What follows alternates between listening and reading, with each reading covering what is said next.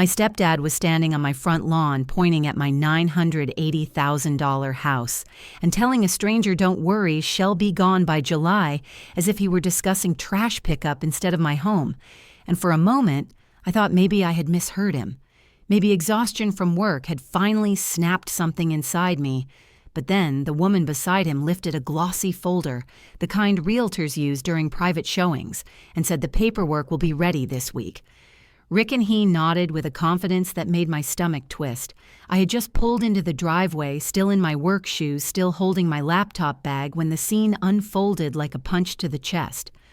Rick turned, saw me, and instead of looking guilty, he smirked, tapped the mailbox as if he owned the land beneath it, and told the woman she gets emotional, but she won't fight me.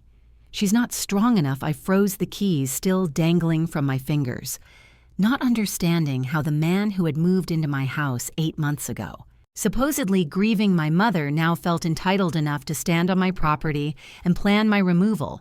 And before I could ask anything, the woman casually slipped a thick envelope into his hand, the kind that looks like a cash deposit or earnest money, and whispered 40%. Just like we agreed, that was the moment my brain finally caught up to the betrayal happening in front of me. Rick was selling my house behind my back and already taking money for it.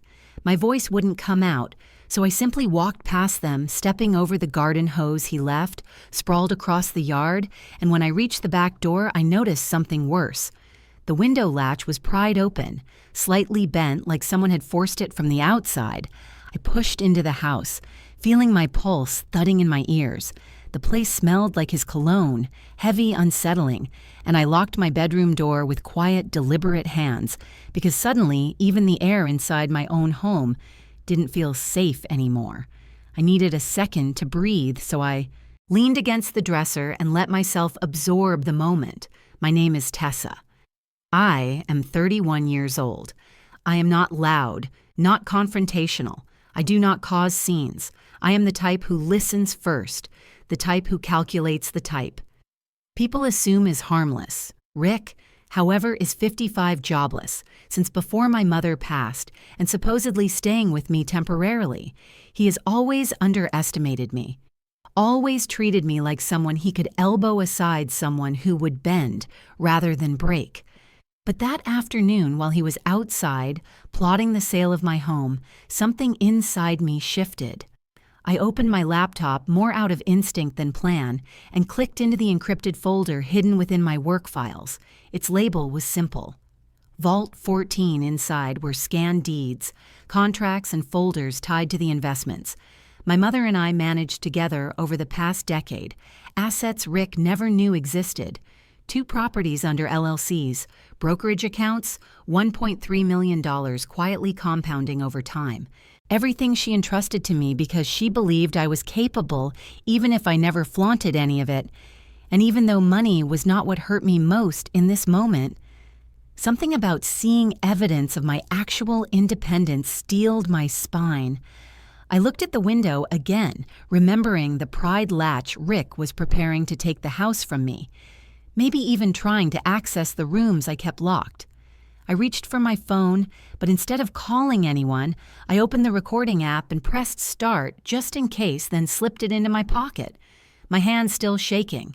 I walked back toward the hallway and peered through the blinds. Rick was still talking to the woman, gesturing grandly at the siding, the deck, the roof, like a man giving a tour of property. He had earned the arrogance in his posture, burned into me hotter than anger, because it reminded me of every little comment he had made since moving in about how the house needed someone practical, how women my age often make emotional, financial mistakes, how he was stepping in to keep things stable for me. I had let each comment slide, thinking, grief made him say stupid things, but grief doesn't make someone cash a 40% down payment behind your back. Betrayal does. And what he didn't know, as he smiled and shook hands with a stranger on my lawn, was that I had already started recording everything, and that one photo he never saw would destroy him.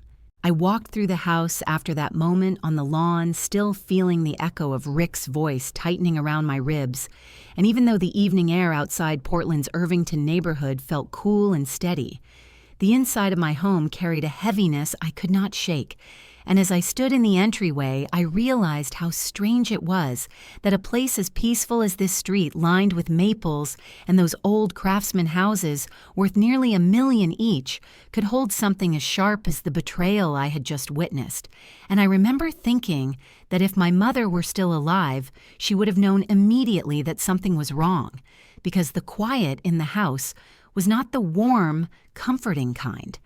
It was the tight, watchful kind.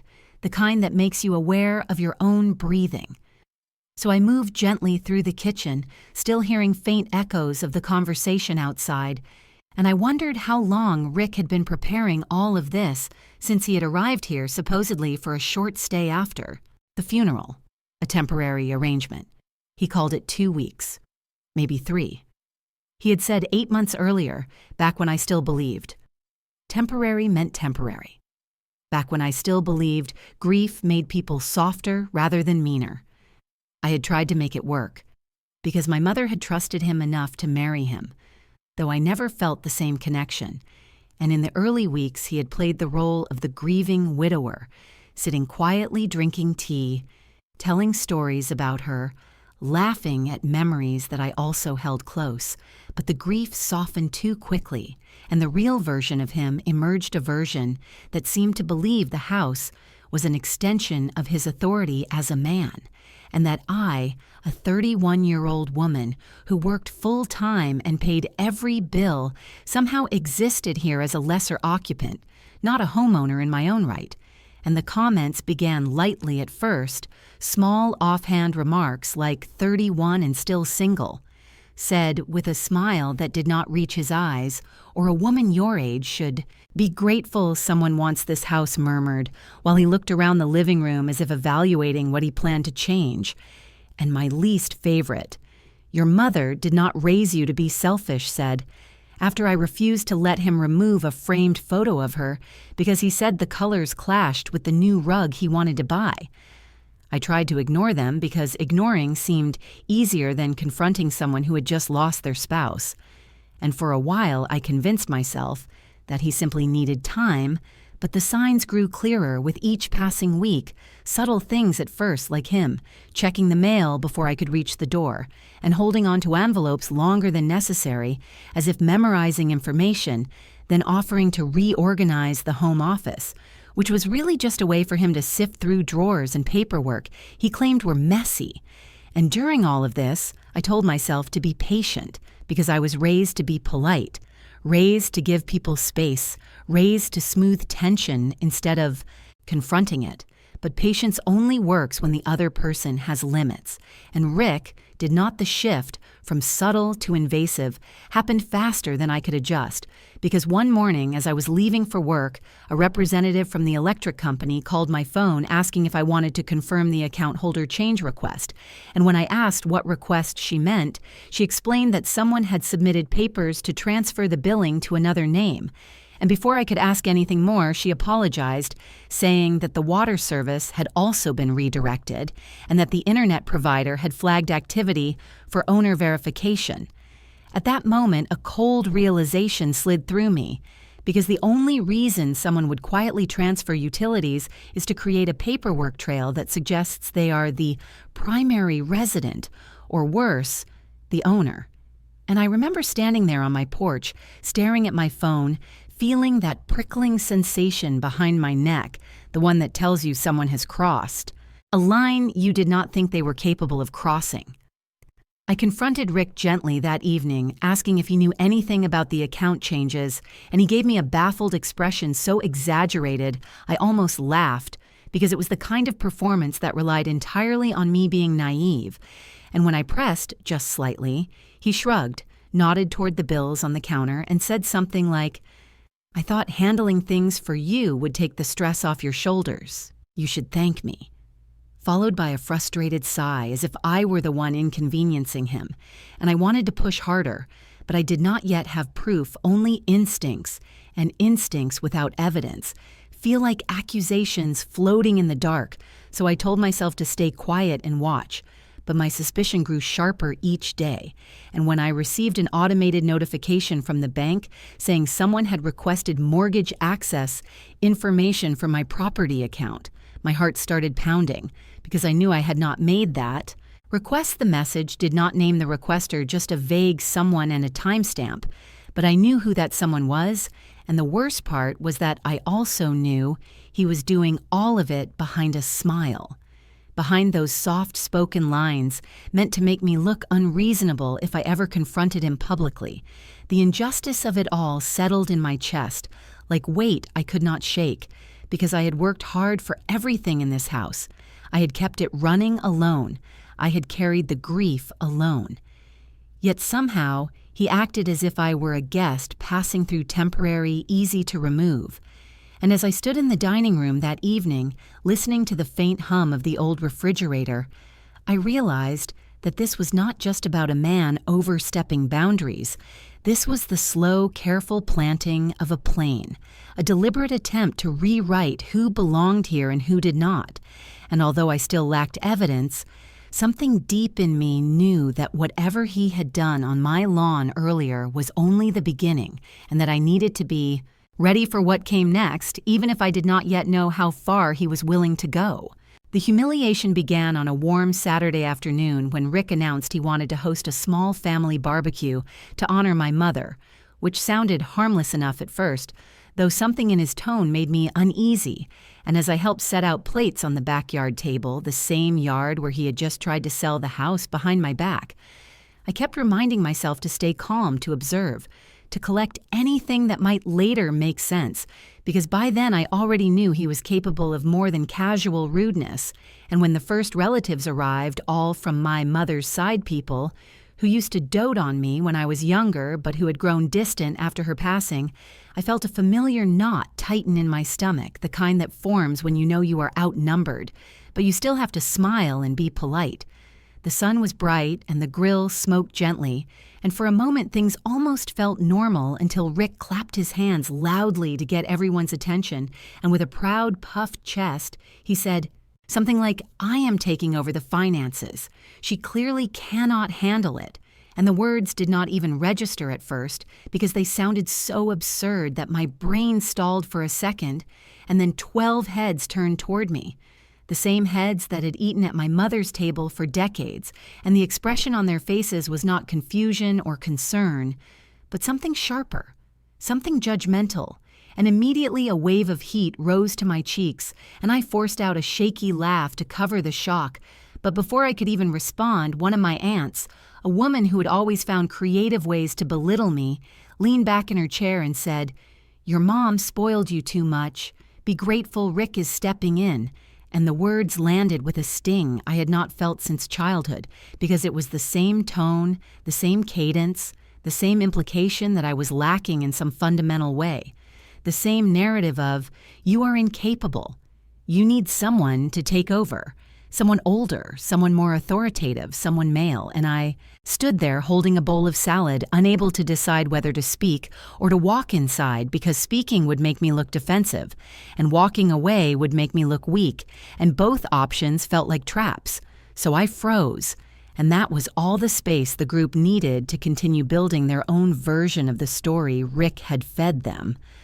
One cousin asked gently, "Do you need help keeping up with the bills, sweetheart?" And another murmured, "Your mother worried about you living alone." And another said something about how hard it must be to be single at my age, implying that I did not just fail financially, but also personally. And as their whispers grew louder, I felt myself shrinking, even though I knew none of what they were saying was true. I worked full time. I paid every bill. I never missed a payment. I maintained the property. I kept the house afloat, while Rick contributed nothing. Not even kindness, but none of them knew that because Rick had painted himself as the caretaker, the one burdened with responsibility, the one stepping in to rescue a struggling daughter. And then came the twist, the comment that cracked the last piece of composure I had left. One of my uncles leaned toward me, lowering his voice as if he were doing me a kindness, and said, "Rick told us he will help you move into a smaller apartment soon, something more manageable. and I stared at him, unable to hide the confusion, because I had never said anything about moving, never expressed financial trouble, never even hinted at wanting to leave the house, and when our eyes met, I saw pity in his expression. The kind of pity people have when they think someone is too fragile for the life they are living.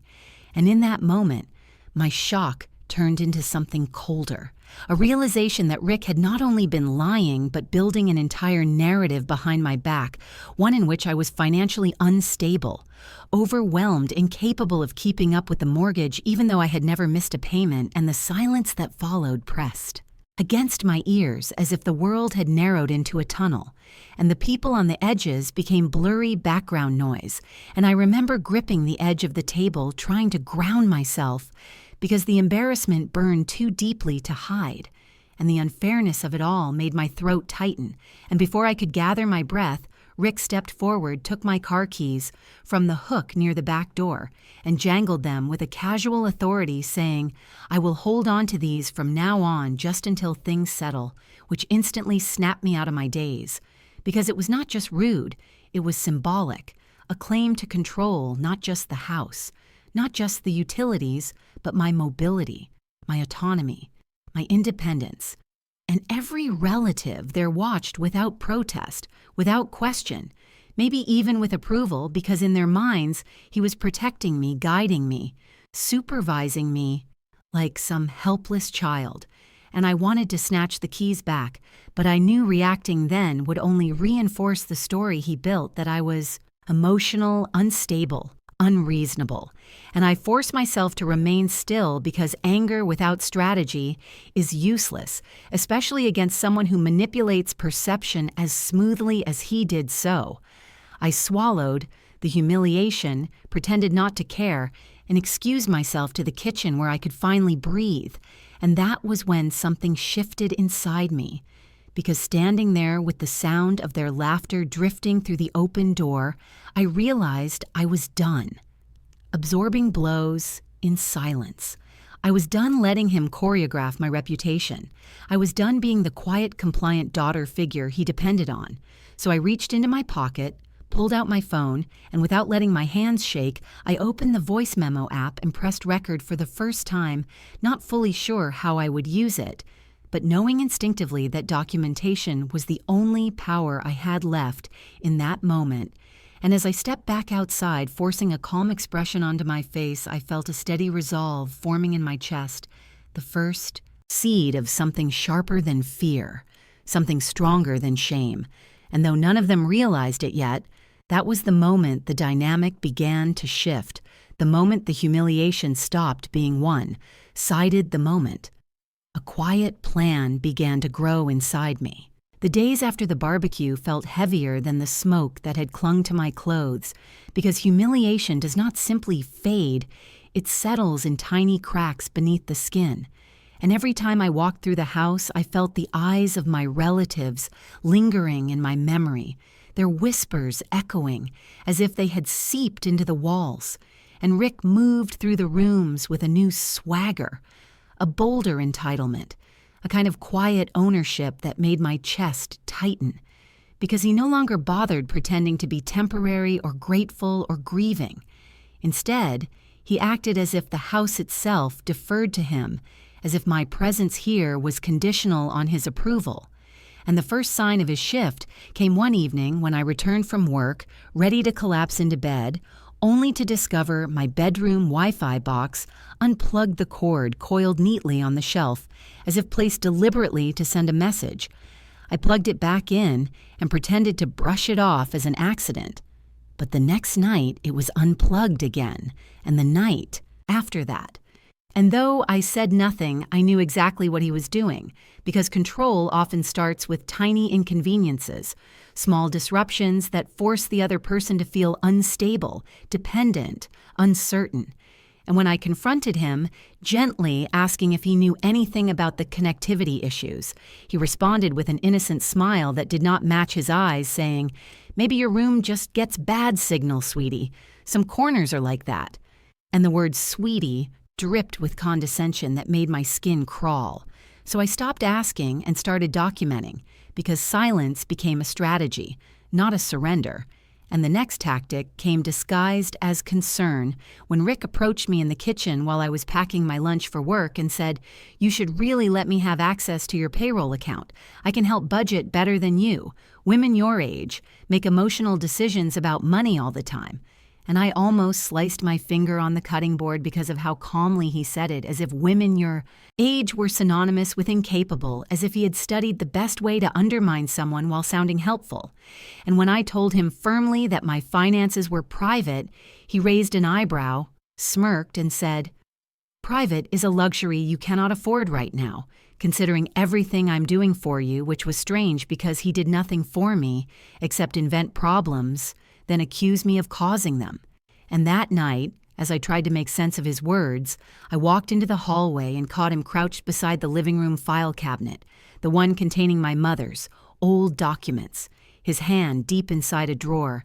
He had no reason to open. The sound of paper rustling, freezing me in place, and for a moment, I watched him quietly wondering how long he had been helping himself to my mother's memories, my mother's trust, and when I stepped forward and asked what he was doing, he straightened slowly, as if offended by the question, and said, "I was just tidying these things you are too busy to handle then," added with a low mutter, "This house needs a real owner, not a little girl pretending to be one," and the cruelty of it hit me harder than I expected, because it was not simply an insult.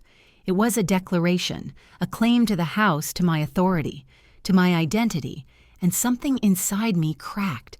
But before I let the hurt spill, I told myself to breathe, to observe, to store every word, because recording everything silently had become the only safe weapon I possessed.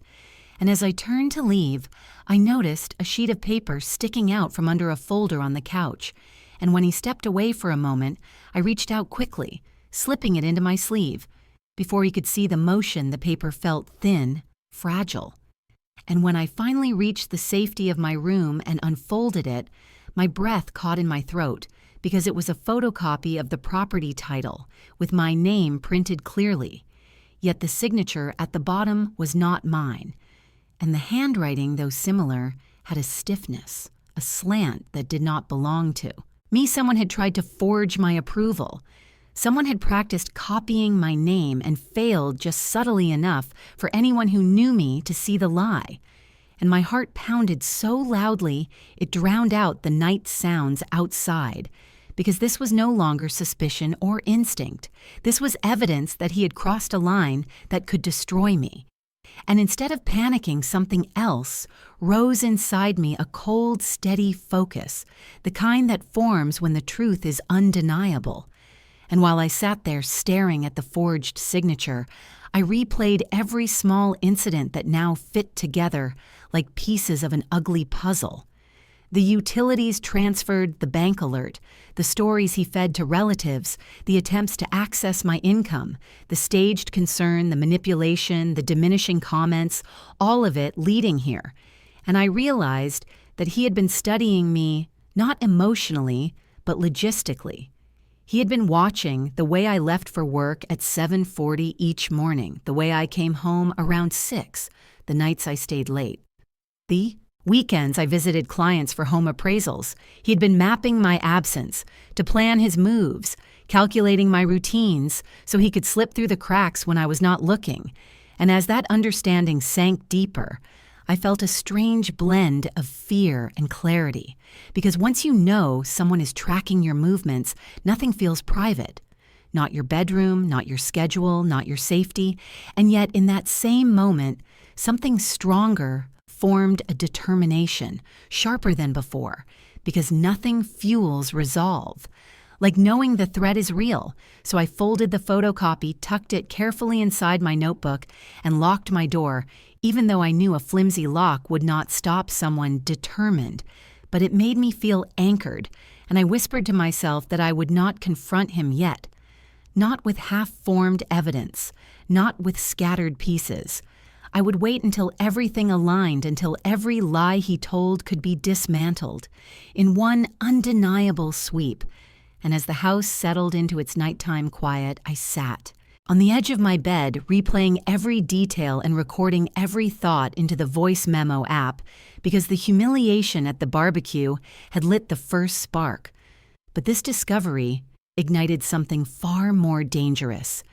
The understanding that he was preparing to erase me from my own home, and that if I did not move wisely, he might succeed, which was why, from that moment forward, every word he spoke, every movement he made, every unusual sound in the hallway became part of the quiet plan I was building. The plan that would ensure he would never see the ending coming. When the forged title copy stayed hidden inside my notebook like a quiet pulse of truth, I carried everywhere I began, noticing how Rick's behavior shifted again, not subtly this time, but with a deliberate forcefulness that felt like a new phase of his strategy, as if he sensed that the ground beneath him might not be as solid as he wanted and needed to stomp harder to convince himself he owned it. And the first sign came at breakfast, when I reached for a piece of toast, only for him to place his hand over the plate saying, "We eat when I eat, and you are too old to be snacking whenever you want." And the tone was so patronizing that for a second I forgot I was 31 and not a scolded child. Yet I stepped back because I needed to observe him carefully. Then that evening, when I came home from work, exhausted from reviewing home appraisals across the city, I walked into the living room and found him sitting there, legs spread across the couch like a throne. And when I attempted to sit on the other end, he raised his hand and said, "Not right now, I am using the room." And the humiliation burned through my chest because it was my house, my mother's house. Yet he acted as if granting me access was an act of generosity, and I retreated into my bedroom where the walls felt closer every night, pressing in with the weight of everything unspoken. And 2 days later, he escalated further, while I stood in the hallway looking at the shelf where my mother kept her porcelain figurines, delicate pieces she collected over 20 years, and Rick casually announced from behind me that he was thinking of selling them to make some space, saying, "Your mom would not want junk cluttering the place." And something inside me twisted sharply at the word junk, because those figurines were the only physical pieces of my mother's joy I had left. So I stared at him silently while he added, "Maybe I will have someone come appraise them this week," which would have been almost amusing if his intention had not been so transparent. And I said nothing, only because speaking would have cracked my voice, and silence was safer than breaking. But the universe has a way of confirming what you fear when you least expect it. Because that afternoon, Mrs. Bowman from next door waved me over while I was bringing in a package, and she looked uncomfortable, shifting from foot to foot, before finally saying, "I do not want to intrude, dear, but Rick mentioned you were drowning in debt and may need to sell quickly." And the words "drowning in debt" made my jaw tighten as I thanked her politely, because now I understood he was poisoning the neighborhood with a narrative meant to support whatever claim he was preparing to make, and hearing it from her lips made everything clearer than before. And that clarity stayed with me when I came home the next day to find 3 different repair vans parked in front of the house, their logos bright in the fading light. And inside the living room, 3 workers stood holding clipboards, while Rick walked them through the space, speaking with authority about structural issues, roof concerns, and heating system diagnostics, as if he had hired them for his property. Not mine. And when I asked calmly what was happening, he waved his hand dismissively, saying, "These men are here because the owner has concerns." And I blinked slowly, because the owner was me. Yet he had spoken to them as if I were the one renting a room in his home, and when I asked one of the workers privately who scheduled the appointment, he said Rick did, and signed the work order as homeowner, which made my stomach drop, even though I should not have been surprised. And as the men left, I watched Rick stroll around the yard, humming smugly, as if his victory were inevitable. And that night, the house felt colder, though the furnace hummed and the lights were warm. Because the kind of cold that settles into a home comes from someone poisoning the air slowly, day by day, until your breath feels borrowed, and that was the night he said it. the sentence that sliced through the fragile thread holding me together because I walked into the kitchen for water, and he stood there blocking the counter, then leaned in close, his breath thick with beer, and said, "Your mom wanted me to have everything. You were just a burden she carried," and the cruelty in his voice did not sound like anger but truth. As he believed it, rehearsed truth. He had told himself so many times it became real to him, and hearing him speak about my mother in that twisted way made my knees weaken, because grief mixed with rage is a painful combination, and for a moment my vision blurred as if the world shifted off balance, and the sinking feeling inside me deepened. Not because I believed him, but because I finally accepted that he was willing to weaponize her memory to break me, and I stepped back, slowly gripping the counter to ground myself, telling him calmly that he should go to sleep, and he laughed loudly, saying, "You think you are strong enough to fight me. You think you can control anything here, but you cannot, because everything here was supposed to be mine." And I walked away without responding because silence had become a shield, not a submission. Yet when I closed my bedroom door and leaned against it, the weight of everything he had said hit me like a tide, and I felt myself crumble inward, shaking with anger and grief and fear all at once. But in the darkest part of that moment, when I felt closest to breaking something unexpected, flickered in my mind a memory of my mother telling me quietly one evening that she kept something safe just in case something ever happened to her, and I realized suddenly that Rick did not know about the safe she had installed behind the false panel in her old sewing room. A safe she told only me about. A safe I had never opened because I did not want to disturb her things, but now the knowledge of it glowed inside me like a hidden lantern, and the idea that she might have left something behind for me, something Rick could never touch, steadied my breathing, because maybe the answers I needed were sitting behind that panel waiting for the moment I was brave enough to open it. And for the first time since he moved into my house, I felt a thin thread of power tightening in my hands as I whispered to myself that he could try to rewrite everything my mother gave me, but he could never erase what she trusted me to find when the time was right, and I knew that time was coming soon.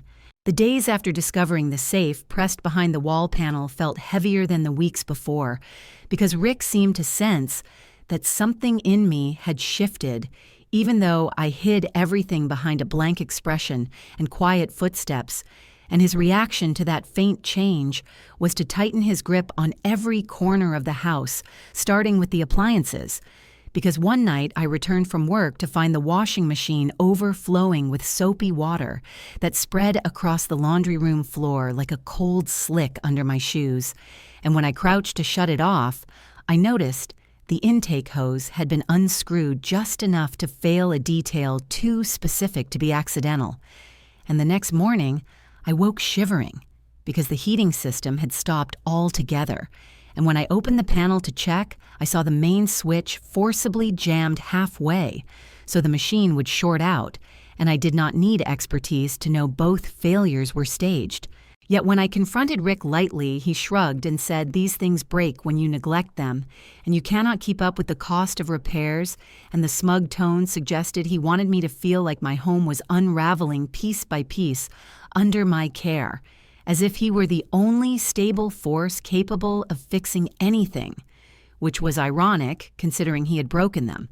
And while I stood in the hallway listening to him ramble about how homeowners must be responsible, and how maybe it was time to admit I was not ready for that responsibility, something in his smirk made my stomach drop, because I realized this was not just about harassment, it was a strategy, a narrative he was building, slowly wearing me down emotionally while gathering his own twisted evidence that I was not competent, and this suspicion deepened 2 days later when I overheard him speaking on the phone outside near the garage. His voice low but sharp with urgency, as he said, "Once she is out, we list immediately." And the phrase list immediately hit me like cold metal, because it confirmed every fear I had been trying to rationalize, that he had already envisioned a future in which I no longer existed inside my own home, and he was speaking to someone who was clearly part of the plan, someone who needed updates, someone who expected progress, and I pressed myself against the wall listening until he finally added, "I can make the case that she is not stable enough to manage things," which made my pulse race.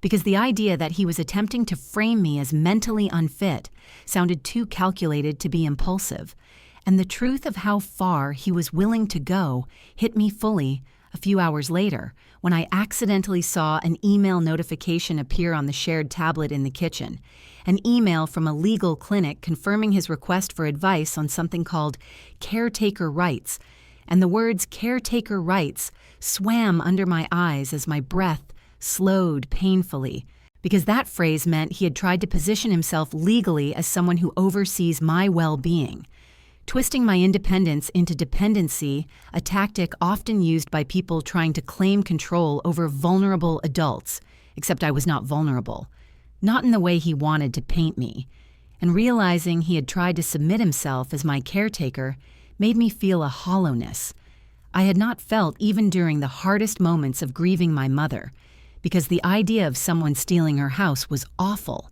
but the idea of someone trying to rewrite my adulthood, my stability, my identity was far worse, and in that moment, I felt myself fold inward as if every cruel sentence he had ever thrown at me pressed down at once, and I sat on the edge of my bed, gripping the blanket until my knuckles whitened, telling myself to breathe slowly, telling myself not to panic, telling myself that breaking now would be giving him the victory he needed to push whatever plan he had into motion.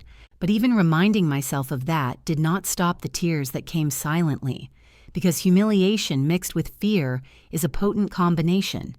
And as I sat there with my head down, I whispered to the empty room that I could not do this anymore. And the house felt darker than it ever had, as if every corner had been pulled into Rick's shadow. And for a moment I wondered if this was the breaking point he wanted, if he intended to trap me inside a version of myself he fabricated. But then, the memory of the safe flickered again, like a warm light through the fog, and something inside me nudged with insistence to open it. So I stood wiping my face and walked to my mother's old sewing room, where the faint scent of lavender still clung to the air, and I knelt by the wall panel she once touched with familiarity, pushing gently until it loosened, revealing the small metal safe I had not opened since the day she installed it. And as I hovered my hand over the dial, my throat tightened with a different kind of emotion, a softer one I had not felt in months, and slowly I entered the combination. She once whispered to me, numbers tied to her birthday and mine, and the safe clicked open with a quiet mechanical sigh, almost like a breath released after being held too long, and inside lay an envelope with my name written in her handwriting, the kind of delicate script I had seen on holiday cards for years. And as I opened it, the first thing that fell out was a letter she had written before her surgery, telling me she believed in my future and wanted me protected if anything happened to her. And beneath the letter were documents from her investment portfolio, showing that she had transferred significant assets to me under an LLC structure she created with her accountant, meaning I did not just own the house, I owned 2 additional rental properties she had invested in secretly. And below those papers was a joint investment agreement she had signed with me 2 years before her passing, listing me as primary beneficiary to a fund worth far more than I ever imagined. And as I sat there, absorbing every line of her handwriting, every number printed on those documents, every proof that she had trusted me and wanted to secure my independence, something inside me straightened not suddenly but gradually, like a spine remembering how to hold itself upright, and I whispered into the stillness that he has no idea who he is dealing with, because the man who tried to break me believed I was cornered, yet he had no idea that I was standing on a foundation far stronger than anything he had ever imagined, a foundation built by my mother's love and planning a foundation tied to real assets and legal structures he would never access. And as I gathered the papers gently and closed the safe, I felt the beginning of something powerful. Not revenge, yet, but the calm that comes when you finally see the truth of your enemy and the truth of your own strength. And I rose slowly, knowing that whatever came next, I would not face it as the woman he tried to reduce, but as the woman my mother believed I would become. The shock hit me before I even understood what I was looking at, because the moment I stepped out of the hallway with the papers from my mother's safe, still trembling in my hands, my phone buzzed with a message from Mrs. Ellis, and when I opened it, the photo filled my screen so suddenly that my breath stalled in my chest, as if someone had grabbed my ribs and squeezed. Because there was Rick, standing proudly on my front porch, with a woman I did not recognize at first glance. And my porch looked strangely polished in the late afternoon sunlight, like he had wiped it down just to impress her. And the woman held a folder pressed against her hip, while her other hand extended a thick, white envelope toward him, and the flash of gold on the corner marked it clearly as a deposit envelope. And in that instant my stomach pitched, because everything in the picture screamed that the deal had already begun. And as I zoomed in with shaking fingers, I saw Rick leaning in with a grin that made bile rise in my throat, his hand reaching for the envelope like he had earned it. Like the house I had fought to maintain for years was nothing more than a prize he could collect for simply existing in my mother's orbit. And then I noticed the woman's face more clearly, her perfectly styled hair and tailored blazer, and suddenly recognition slammed into me harder than the sight of Rick taking the envelope, because she was not just some woman, she was a high-end realtor I had crossed paths with during a property valuation project. Downtown, someone known for handling million-dollar listings and quick cash closings, and seeing her on my porch made the image tilt violently as though the room around me shifted. Because this was no casual conversation. This was business organized, deliberate, calculated. And the weight of that realization ignited a heat in my chest that burned through the fear lingering from everything he had done, and without thinking, I pressed, save, again, save a third time. My instincts from years of working as an appraisal analyst kicking in as I checked metadata, automatically verifying timestamp geolocation and file integrity, because if Rick tried to destroy anything on my phone, it would not matter. I already had multiple copies, and I printed the photo using the wireless printer in my room just to create a physical record. The sound of the printer head scraping back and forth, slicing through the tense silence of the house like a warning bell, and I tucked the fresh print into a file folder alongside the fraudulent title copy and the email screenshot of his caretaker rights consultation, building a small but deadly arsenal he would never see coming. And with each document, the fear inside me loosened and something sharper took its place. Something like clarity and resolve, and a rising, quiet fury that felt steadier than anything I had felt in months. And when I looked back at the photo on my phone one more time, I realized that this was the moment I had waited for, the unmistakable proof. The turning of the tide, the trigger that would finally allow me to move from defense to action.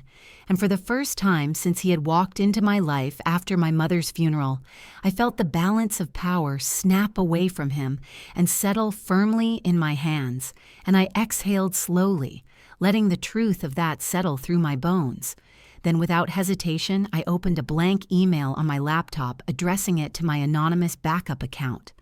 The one no one knew existed, except for me, because it was tied to investment documents and confidential client reports from years back. A secure vault I used for anything too important to risk on daily devices. And I attached the photo, the metadata screenshot, and the printed scan just in case. And then I sent it the whoosh of the outgoing email, sounding strangely like the click of a lock sliding into place, sealing everything beyond his reach. And only after that did I allow myself to sit back and process the scale of what he had done. Because Rick had not just trespassed into my home or insulted my competence, or tried to make me doubt my sanity, he had actively attempted to sell my house while I was still living in it, accepting a 40% deposit from a realtor who believed he had the authority to promise something he never owned, and the audacity of it made my hands curl into fists on my lap, not in fear, but in outrage because he had underestimated me so deeply, so confidently, that he had staged the crime in broad daylight right on my front steps and believed no consequences would come. But consequences were exactly what I intended to deliver, and I reached for my phone again with a steadiness that surprised me, scrolling to the number I had saved long ago under the simple label HQ belonging to Harper Quinn, the discreet attorney who had helped me assess the legal boundaries of property disputes during a complex case 2 years earlier, a woman who never asked unnecessary questions and never lost a case involving fraudulent transfers. And when she answered with her calm, measured voice, I felt something unclench in my chest, and I told her everything in a low, deliberate tone, from the forged title copy to the broken appliances to his caretaker rights inquiry, and finally to the photo that showed him accepting a deposit for my home. And Harper was silent for a long moment that stretched, until I began to wonder if I had said too much at once. But then she exhaled sharply and said, "This is actionable, every piece of it," and her voice carried a certainty that steadied me even further. And she instructed me to gather all evidence into a chronological folder, including timestamps, witness statements, and communication logs, while she prepared the necessary notices and potential criminal referrals. And as she spoke, I felt a powerful shift inside me, not dramatic or loud, but deep and anchoring. Because for the first time, I was not simply reacting to Rick, I was preparing to expose him to dismantle the web he had tried so desperately to weave around my life. And when I ended the call, I sat still for a moment, listening to the house, the familiar creaks of the floorboards, the distant hum of the refrigerator, and I realized none of those sounds belonged to him. They belonged to me, to my mother, to the home built out of our shared history. And as I looked again at the printed photo on my desk, I whispered quietly to the empty room that he had no idea what he had started. Because now that I had this proof, the next steps were not just possible, they were inevitable, and I would not hesitate. The next morning unfolded with a stillness that felt almost deliberate, as though the house itself understood that something had shifted in the night, and I woke with no trace of the trembling fear that used to cling to me, because the photo and Harper's voice had carved a clean line between what had been and what would be. And as I sat at my small desk arranging the documents into a precise stack, I felt an unusual calm fill my chest. Quiet, but powerful. The kind of calm that comes not from safety, but from certainty. And when Harper called just after 8, her tone was steady as she confirmed everything I had feared and everything she now intended to dismantle, saying without hesitation that what Rick attempted was not just deceit, but an attempted fraudulent transfer supported by deception and forged representation, and therefore prosecutable under property law statutes. And as she spoke, I watched the morning light crawl across the floorboards of my mother's old craftsman home, the house Rick had tried to claim with lies and forged narratives, and I realized that this calmness I felt was not accidental, but earned through months of silent endurance, and now every moment of that endurance had transformed into a force he could no longer anticipate or manipulate. And when Harper instructed me to gather every piece of evidence into a single chronological timeline, I did so, with careful precision, laying out the photos, the forged title copy, the email screenshot of his request for caretaker rights, the messages from the bank about unauthorized access attempts, the statements from neighbors who had heard him boasting that he would sell the house, soon arranging them like puzzle pieces forming a picture he would not be able to escape. And once everything was lined up and scanned into digital form, Harper told me to check one last thing before she drafted the notice, asking whether Rick had taken any steps to establish residency or long-term occupancy rights.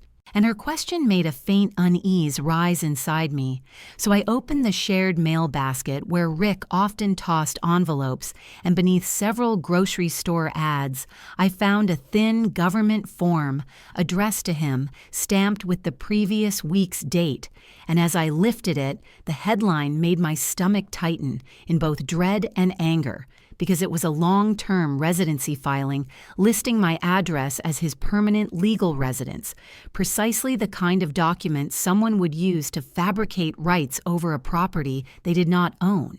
And for a moment I stood frozen, holding the paper between my fingers, feeling the coolness of the inked letters, and realizing that he had not simply been scheming to sell my home behind my back, but had been actively constructing a legal identity rooted in my address.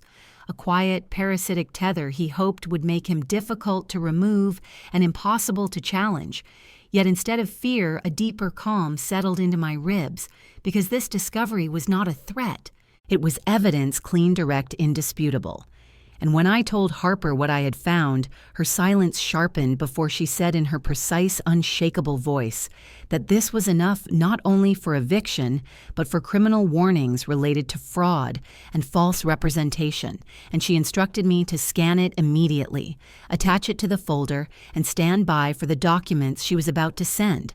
And a few minutes later, my inbox chimed as the 30-day notice and formal criminal advisory arrived, each one written with polished legal clarity, bearing Harper's signature, and directives stating that Rick was unlawfully occupying the property and had engaged in acts intended to deceive potential buyers and financial institutions, and I printed them, slowly feeling the weight of each page as it slid into the output tray.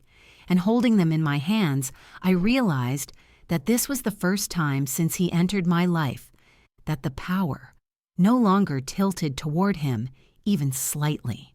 And I walked through the hallway with the papers pressed against my palm, not rushing, not shaking, simply existing in the quiet confidence of someone who finally held the truth in a form that could not be twisted or denied. And when I reached the kitchen, I saw Rick at the counter eating cereal straight from the box, with my bowl beside him, as if he were trying to perform casual authority, and he looked up at me with the smugness he always wore when he believed he had control. But today, something in his expression faltered, perhaps because I stood differently or breathed differently, or simply because his instincts sensed a shift he could not yet explain. And without raising my voice or altering my calm tone, I placed the documents on the table in front of him, letting the edges of the pages align neatly, before saying in a level, steady voice that carried no anger, just truth, "I am not the girl you think I am."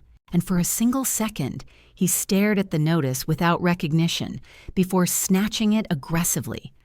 Scanning the paragraphs with widening eyes, the muscles in his jaw twitching as he realized that the language he was reading did not come from me, but from legal authority far beyond his reach, and he slammed the paper on the table, barking that he would sue me for harassment and emotional damage and wrongful eviction, hurling threats as if repeating them would make them true.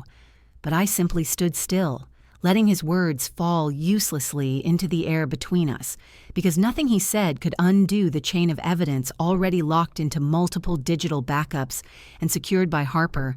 And when he stopped shouting, waiting for a reaction, I only tilted my head slightly and allowed a faint, quiet smile to appear. Not mocking, not triumphant, simply steady, the kind of smile a person wears when they know something the other never will. And that calm expression rattled him more than my anger ever could, because his face darkened with confusion and disbelief, as though he had just realized I was no longer someone he could push. And the silence that followed hung heavily between us, until he finally muttered that I did not know what I was doing, but the truth was I knew exactly what I was doing, and now so would he. Rick decided the best way to regain control was to gather my mother's relatives on a Sunday afternoon, as if he were some kind of guardian hosting a family summit. And by the time I arrived, the living room was filled with voices I recognized from childhood people who used to pat my head during holidays. People who believed anything said with confidence, and Rick knew exactly how to use that. So he stood at the center of the room with his arms crossed, performing grave concern while I stayed by the doorway, quiet and steady, watching the way he positioned himself like a martyr, preparing to deliver a speech. And once everyone settled, he cleared his throat loud enough to command attention and said he had called this meeting because he was deeply worried about my well-being, his tone dripping with false sincerity.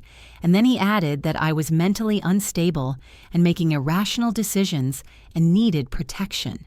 A line delivered with so much performative sorrow that a few people nodded before they even processed what he meant. And I understood then why he had orchestrated this gathering, because he wanted witnesses to validate his narrative and turn my silence into evidence of fragility.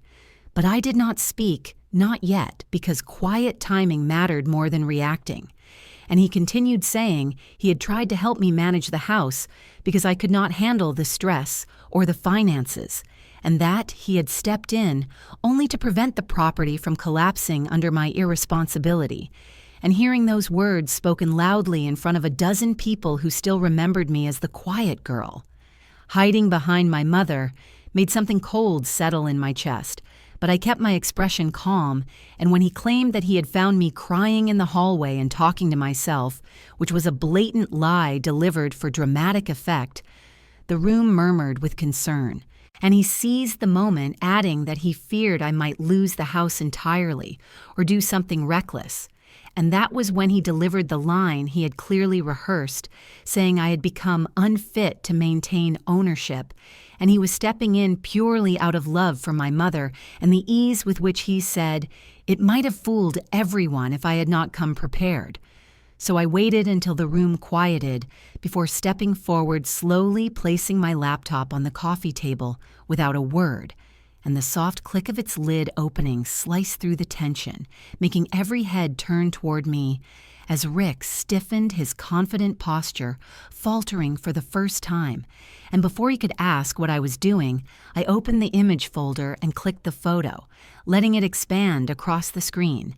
In full brightness, the picture Mrs. Ellis had taken of Rick on my porch, accepting a thick white envelope from the realtor.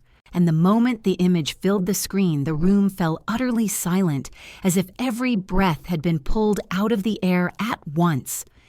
And I watched the shock ripple across each face, watch confusion turn into realization, watch judgment flicker into anger, directed not at me, but at him. And Rick stumbled back a step, shaking his head as if he could deny the pixels themselves, mumbling that it was not what it looked like, but the woman in the photo was clearly handing him a deposit envelope, and the timestamp glowed in the corner of the screen, undeniable and precise. And before he could spin another lie, I heard the front door open gently, and Harper stepped inside carrying her leather document case. Her expression steady and professional as she walked toward the center of the room, and several relatives turned toward her surprised, because they had not expected an attorney to arrive.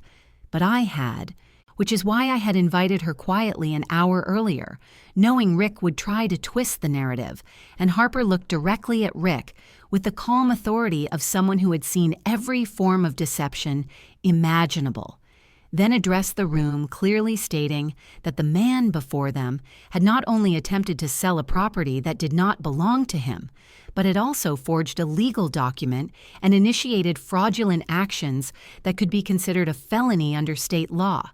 And the word felony landed heavily in the space between us, making several people gasp, and Rick turned pale, his mouth opening and closing as he tried to form excuses that would not come. And one of my aunts, a woman who had always spoken her mind, leaned forward with her eyebrows furrowed and said in a trembling voice that carried both disbelief and anger, "You tried to steal her home," and that accusation spoken aloud by someone from his own extended circle shattered whatever performance he had attempted to maintain. Because now every person in the room saw him not as a protector, but as a manipulator, a liar, and a man who had plotted to take advantage of a grieving daughter. And Rick stammered that he had only been exploring options, that the realtor had misunderstood, that he had done it for the family, But Harper cut through his babbling with a tone sharp enough to silence him, reminding him that he had already received formal notice of violation, and any further misrepresentation could escalate the legal consequences, and the room remained silent except for the tiny crackle of the fireplace. And I stood there, calm, unmoving, watching the collapse of his fabricated story like a structure buckling under its own rotten foundation. And though I felt no joy in his humiliation, there was a deep, steadying sense of justice settling into place, the kind that comes when truth is finally undeniable. And his relatives turned toward me with murmurs of apology for believing him instead of asking me directly. I simply nodded without resentment because I understood how easily charismatic liars twist narratives when no evidence stands against them. But now the evidence glowed clearly on the screen, cold and absolute, and I closed the laptop gently, letting the image fade while Rick stood frozen in the center of the living room, stripped of the false authority he had worn so confidently. And in the quiet that followed, I finally breathed fully, knowing the shift was complete. The exposure was public, and the first real crack in his power had broken wide open. In the days following the family meeting, the house seemed to carry a different temperature, as though the air itself recognized that the balance of power had shifted, and Rick moved through the rooms like a man walking inside a building whose walls were closing in on him, because every relative who had once listened to him now avoided him, and every whispered conversation he tried to start was shut down with cold glances, and I could feel the humiliation clinging to him like a shadow he could not outrun, because the truth had been spoken in front of witnesses, and there was no lie left strong enough to rebuild his credibility. And when the high-end realtor who had handed him the deposit envelope finally texted saying she wanted no further communication regarding any transaction and that her legal team had advised her to keep records of all contact, he went pale again, pacing the kitchen angrily while muttering that people were turning against him for no reason. But I knew the reason clearly, and so did he. And the more his influence dissolved, the more restless he became, moving through the house with nervous energy slamming cabinet doors, leaving messes everywhere, as though trying to reassert control in whatever form he still could. And one evening, when I returned from a long day of filing documents and meeting quietly with Harper, I stepped into my room and stopped instantly as the foul smell hit me thick and rotten, like spoiled food left to decompose for weeks. And when I turned on the light, I saw that someone had shoved bags of decaying garbage under my bed and tucked them behind my bookshelf and even stuffed one inside the closet. A disgusting attempt to unsettle me, to provoke me, to make me react. But instead of recoiling in fear or rage, I simply stood there, breathing through my mouth, letting the initial shock wash over me, before pulling out my phone and recording everything with slow, steady movements, capturing the placement of each bag, the condition of the items, the timestamp, the location. Because everything he did now was evidence. Every attempt to retaliate was another piece I would store safely inside the digital folder I had named Vault 14, the archive that had become my quiet weapon. And as I recorded, I felt strangely detached, almost clinical, because his attempts to intimidate me no longer reached the part of me. They once did. His cruelty no longer penetrated the way it used to, and when I finished documenting the scene, I bagged everything. Myself opened every window and let the cold Oregon air flood the room until the last trace of the stench dissolved, then uploaded every recording to the encrypted drive where he would never be able to touch it, and by the next morning he was visibly unraveling, muttering under his breath, avoiding meeting my eyes, pacing the hallway like a man whose reality had begun to slip, because he could no longer predict my responses, and the lack of reaction from me seemed to unsettle him more than any confrontation ever could. And later that afternoon, Harper called to schedule another meeting, and when I arrived, she was already preparing documents with her sleeves rolled up and her expression focused, and she explained that although eviction and fraudulent transfer charges were already solid, There was another layer of protection I needed to consider to keep Rick or anyone else from attempting to manipulate my financial stability again. And she suggested creating a family trust structure, a legally protected entity in which all my assets, including both properties my mother invested in, and the brokerage funds she left me, would be shielded under a trustee arrangement that Rick could never trace or access. And hearing that proposal stirred a quiet sense of relief in me, because for months I had walked around the weight of secrets regarding my assets, knowing Rick would exploit them if he ever discovered the truth. But a trust would silence that risk permanently, and Harper explained how it would work, how my ownership would remain absolute but invisible, how any future inheritance disputes or legal attacks would be blocked before they even formed, how the house itself would no longer be tied to my personal name in a way he could manipulate. And as she spoke, I realized this was not only protection, but a reclamation of the future my mother had hoped for, the financial independence she had quietly ensured I would one day stand on. And as soon as I agreed, Harper began drafting documents with swift efficiency, and by the time I left her office that evening, the weight I carried had changed shape. No longer fear or anxiety, but structure, strategy, and control.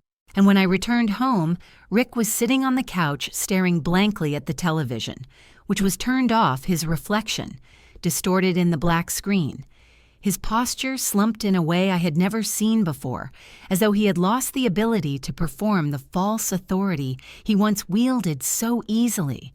And when I walked past him, he flinched slightly, as though expecting confrontation. But I gave him nothing, not a glance, not a word. And that silence shattered whatever remained of his composure, because he suddenly stood and demanded to know what I had told the family and the lawyer and the realtor, his voice cracking with a desperation he could not hide.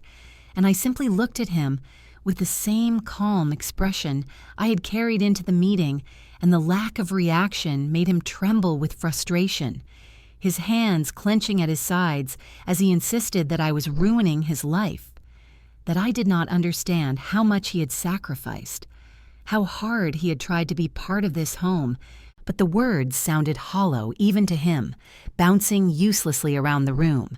And when I did not respond, he grew more frantic, pacing in circles, as though searching for a version of the story he could still salvage. And I realized that what frightened him now was not losing the house, but losing control, losing the illusion of power he had clung to for months.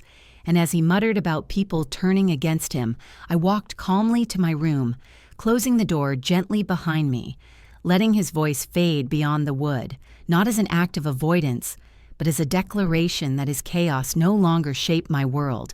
And when the lock clicked softly, I felt the shift settle fully, because now the trust was forming. The evidence was sealed. The walls of his influence were collapsing, and all he could do was thrash against the inevitable as the truth closed in around him. By the 27th day, the house felt strangely lighter, as though the walls had finally learned to breathe again.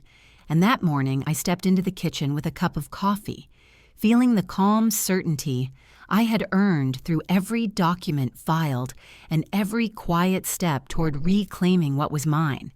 And when I turned toward the doorway, I saw Rick standing there, holding a cheap bouquet of supermarket flowers wrapped in crinkled plastic, the kind sold near the checkout counter, and his face was blotchy from crying or pretending to cry. And for a long moment, he simply stared at me before stepping forward with a trembling smile that did not reach his eyes, and said in a strained voice that he had treated me like his daughter and begged me to let him stay. But I only watched him with the same steady calm that had unsettled him for days, because I knew this moment would come, the moment when the person who caused the damage returned not out of love or regret, but out of panic. When the consequences finally pressed too close, and he kept talking, saying I misunderstood him, that he never meant to sell the house, that he had been confused, that grief had affected him, that he had lost so much already, and was terrified of losing another part of his life, and I let him speak, because his desperation spilled out like someone scrambling to grab pieces of a story he could no longer control.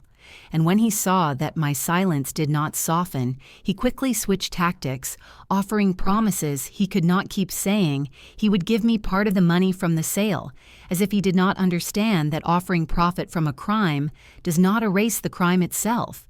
And I did not move even when he stepped closer, insisting that he could handle everything for me if I just allowed him to stay, that he could fix the family relationships he had damaged, that he could manage the house, that he could help with repairs. And I finally answered in a voice soft and even, telling him that he had nothing to give me, because the truth was he never had anything to give. Not money, not stability, not honesty. And hearing those simple words seemed to break whatever fragile mask he had been trying to hold together, because his expression twisted into something between shock and fear and disbelief, as though he had expected an argument or a compromise or a wavering apology, but instead encountered a boundary he could not push past. And in that moment, I realized what frightened him most was not losing the roof over his head, but losing control over the person he thought he had successfully cornered for months. And as he stood there swallowing hard, I walked past him quietly toward the hallway leading to my mother's former sewing room, and I could feel his footsteps behind me, hesitant and uneven as he followed, because he was desperate to understand what was happening. And when I reached the wall panel and pressed it open, revealing the small metal safe, his breath caught with a sound he could not hide, and for a moment he looked hopeful, perhaps believing that I would pull out something he could manipulate or something he could use to convince me to let him stay. And I could sense him leaning slightly forward, trying to see inside, as if he expected that this moment might shift in his favor. But I opened the safe calmly and reached inside without allowing him to glimpse even a corner of the true documents, the investment files, the agreements, the legacy my mother had protected with quiet brilliance. And instead, I pulled out a single envelope containing the eviction paperwork, the formal notice, and the timeline copy Harper had prepared sealed inside a clean folder. And I turned toward him, placing it gently into his shaking hands, watching his face fall as he realized I had not been retrieving anything helpful for him, but rather the final confirmation that his time in the house was over. And his fingers trembled over the paper as he stammered that he needed more time, that 30 days was not enough, that he could not move with no warning, even though he had known for nearly a month that this was coming, and he begged for an extension of 2 months, babbling rapidly about needing to find work and a place to stay, and how no one in the family would take him in now that they knew the truth, and he insisted he had nowhere to go. But I did not flinch, because I understood now that every plea was rooted not in sorrow, but in fear of losing the last shred of control he held over my life. And I told him with quiet firmness that the timeline would not change, that the eviction date was final, that the legal process was already set in motion, and I could see the realization settle through him like cold water, that I was no longer the woman he had mocked or manipulated or belittled, and his breathing thickened as he asked why I was doing this after everything we had been through, after the years he had spent with my mother, and after the ways he claimed to have helped. But his voice cracked as he said it, because even he knew those claims were nothing more than thin attempts to rewrite the past into something he wished it had been, and I let him exhaust every line, every excuse, every attempt to manipulate emotion before answering, simply that I was doing this because it was the consequence of his actions, something he had created on his own and something only he could face. And as the words hit him, he seemed to collapse inward, shoulders hunched, head lowered, the bouquet slipping slightly from his grip as though he no longer had the strength to hold it upright. And watching him shrink into himself did not give me pleasure, but it did bring a clarity that felt like stepping into clean air after months of suffocating. And I stepped back, letting the silence speak the truth that he had run out of places to hide. And when he finally whispered that he was sorry, the apology sounded thin and unfinished, like a sentence missing. the meaning it was supposed to carry, because he was not sorry for what he had done, but sorry that he had been caught, and that the world he tried to build at my expense had crumbled. And I knew then that no more words were needed, because accountability had already been set into motion, and nothing he could say would rewind what he had tried to steal or undo the damage he had inflicted. And so I turned away from him, walking back down the hall with slow, steady steps, leaving him standing by the open safe, holding a bouquet that would never be enough to undo the truth he had spent months trying to bury. By the 30th day, the sky over Portland was a muted gray that pressed gently against the windows, as though even the weather understood something final was about to happen. And I walked through the house in slow, deliberate steps, feeling a calm I had not known for months, because the weight of waiting had lifted, and all that remained now was the conclusion. And at exactly 9:15, a firm knock echoed through the front door. And when I opened it, Sheriff Miller stood there, in uniform with a steady expression that held neither judgment nor sympathy. Beside him stood Harper with her binder of documents tucked under her arm, her posture straight and sharp as if carved from clarity itself. And behind them, Rick appeared in the hallway, his footsteps frantic as he shouted that this was unnecessary, that he and I could work things out without strangers getting involved. But his voice cracked with the same desperation I had heard on the 27th day when he begged for more time, and I said, nothing letting the sheriff step into the living room where he surveyed the situation with practiced calm, before announcing in a clear, authoritative tone that the eviction order was fully processed, that the timeline had been legally upheld, and that Rick was now required to vacate the premises.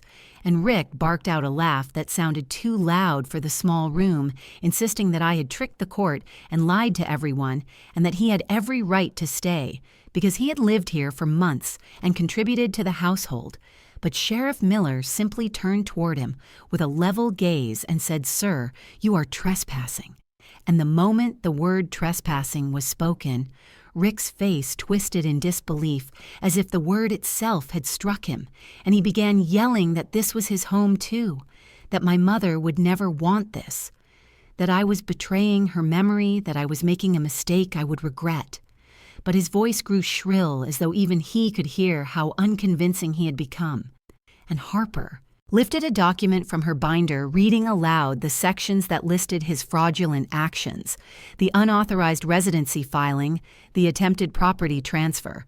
The forged title copy, and each line seemed to chip away at whatever resistance he had left until his yelling turned to muttering, and his muttering turned to pleading, saying he just needed more time, only another week, only a few more days, just enough to regroup. But Sheriff Miller repeated the same steady phrase you have, 1 hour, sir. And the finality in that sentence made something in Rick collapse, because he staggered back, gripping the edge of the kitchen counter, as though the room were tilting beneath him.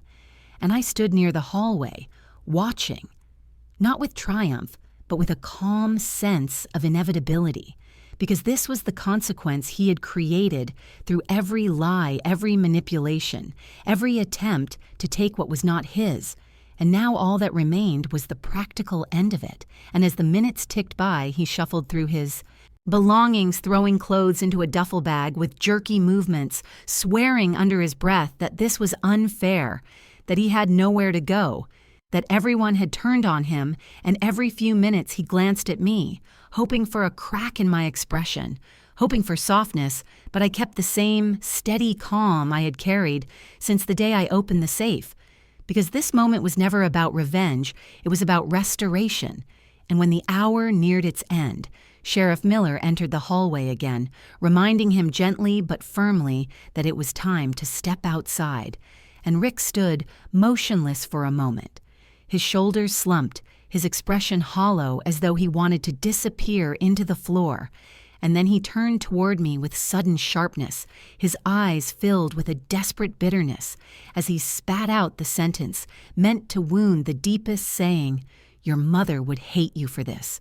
and his voice carried all the venom he had left every last attempt to anchor himself inside the narrative he had tried to build, and the room grew strangely quiet as he waited for a reaction. But inside me, nothing cracked, because grief had made me stronger, not weaker, and lies had made me clearer, not confused, and the truth of my mother's trust had already carried me through far darker moments than this. So I looked at him with a steady, unbroken gaze and answered with a calm that came from knowing who I was and where I stood. My mother trusted me. That is why she did not leave the house to you. And the words hung in the air, sharp and quiet and final. And I watched the meaning settle across his face, draining the last flicker of defiance as he realized that sentence was not opinion, but truth. A truth he could not rewrite or outrun, and with that he turned away, stumbling slightly as he walked toward the front door, clutching his duffel bag, his shoulders drawn inward as though the weight of his own choices pressed down on him. And when he stepped outside, Harper nodded at me with a small expression of approval, and Sheriff. Miller closed his notebook before saying that the case would proceed formally and that I should contact his office with any further issues. And once the door closed behind them, the house sank into a quiet so deep it felt like the first real breath it had taken in months, and I stood in the center of the living room, letting the silence settle around me, letting the truth of what had just happened root itself fully, because Rick was gone. The house was mine again, and the storm he had brought into my life had finally broken open and drifted away.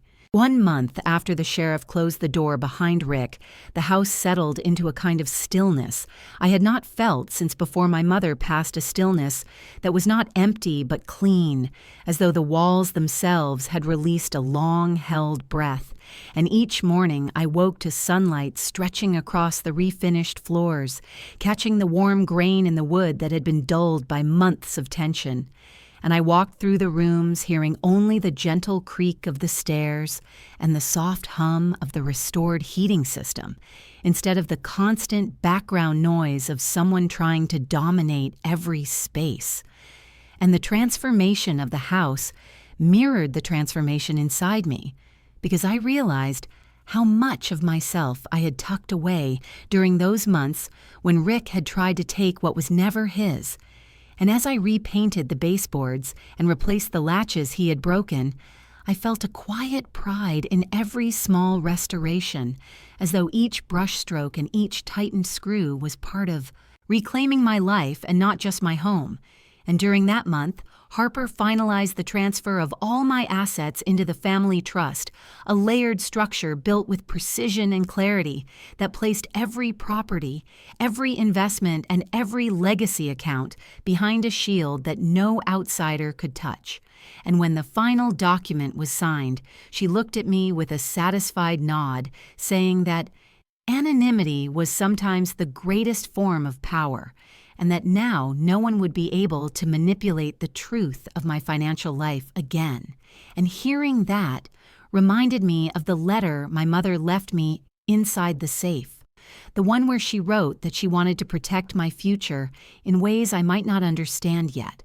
And standing in Harper's office, I finally understood what she had meant, that strength did not always need to be loud or visible.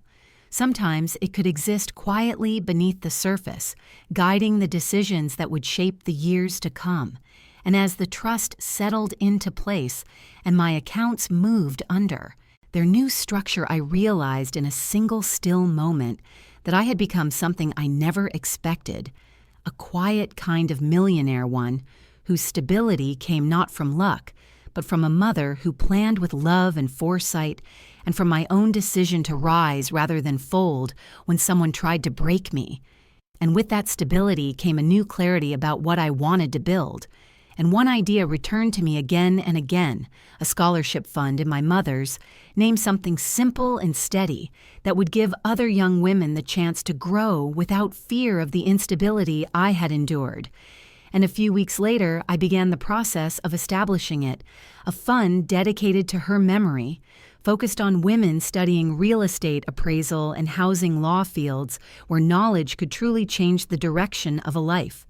And the day the foundation documents were approved, I sat at my kitchen table tracing my mother's signature on the old joint investment agreement she had left for me, feeling a warmth spread through my chest, because it felt like closing a circle, not one defined by grief but by legacy, truth and renewal, and life settled into a new rhythm, filled with long walks through the Irvington neighborhood and evenings spent reading in the restored living room and early mornings, working remotely with a sense of calm focus that had been impossible when Rick controlled the house, like a storm cloud drifting from room to room. But clarity has its own gravity, and peace often tests itself. And on a quiet Thursday afternoon, as I stepped onto the porch to bring in a package, I saw an envelope tucked behind the planter, half hidden as though placed there by someone who did not want to be seen. And when I picked it up, my breath paused, because the handwriting on the front was unmistakably Rick's, uneven and slightly slanted. And though I did not open it, I knew instinctively what it contained. Some desperate plea, some final attempt to draw me back into the cycle he once relied on, and instead of reading it, I carried it inside and placed it on the counter, then called Harper without hesitation. And when she answered, I explained what I had found, and she told me calmly to leave the envelope sealed and to step outside because she was on her way. And 20 minutes later, she stood in my kitchen opening the envelope with gloved hands as if handling contaminated evidence. And inside was a folded letter written in frantic strokes where Rick claimed he was ill and needed money for treatment, that I was the only person he had left, that I owed him kindness because he had once been part of my mother's life, and that refusing to help him would be cruel and unforgivable. And when Harper finished reading, she shook her head with a cool firmness, saying the message had no legal weight, but held the potential for manipulative danger, and she drafted a formal notice on the spot, writing that any further contact attempts would result in legal action. And she asked if I wanted her to deliver the warning herself, and I nodded because I knew Rick well enough to understand that he interpreted silence as an opening but authority as a wall. And the next morning, Harper sent the notice by certified mail and email, and when she called to confirm delivery, she repeated the same clear message: contact her again and you face legal consequences. Her voice steady as stone, and something inside me loosened with relief, because that was the final thread, the last lingering trace of his influence. And once it was cut, the house felt lighter again, as though even the floorboards recognized the end of a long, unwelcome chapter. And that evening, as I stepped into the living room, the soft lamplight glowed across the room, touching the framed photo of my mother on the bookshelf, and I realized that despite everything, she had never left my side, not through letters, not through planning, not through the home she entrusted to me. And I sat quietly on the edge of the couch, letting the moment settle, and whispered the sentence that had carried me through the hardest days and now felt truer than ever. Peace was the inheritance my mother really left me.